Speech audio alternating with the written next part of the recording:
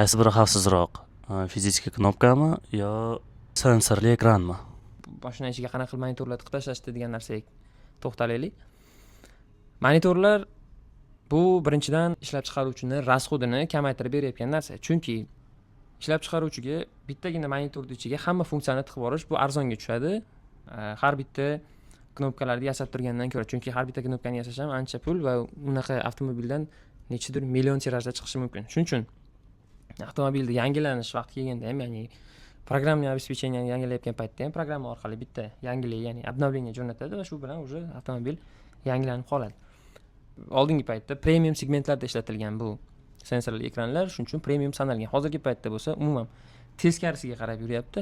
Ya'ni asosiy funksiyalarda albatta knopkada bo'lgani bu o'sha Euro NCAP tashkilotidan ham alohida ballar bilan belgilanyapti. Ya'niki alohida fizический knopkasi bor avtomobillar xavfsizroq hisoblanyapti. Bundan kelib chiqadiki, albatta fizический knopkali qilib qo'ygan bu xavfsizroq hisoblanadi, chunki avtomobilda haydab ketayotgan odam sensorga qarab, ya'ni monitorga qarab chalg'ib qolmaydi.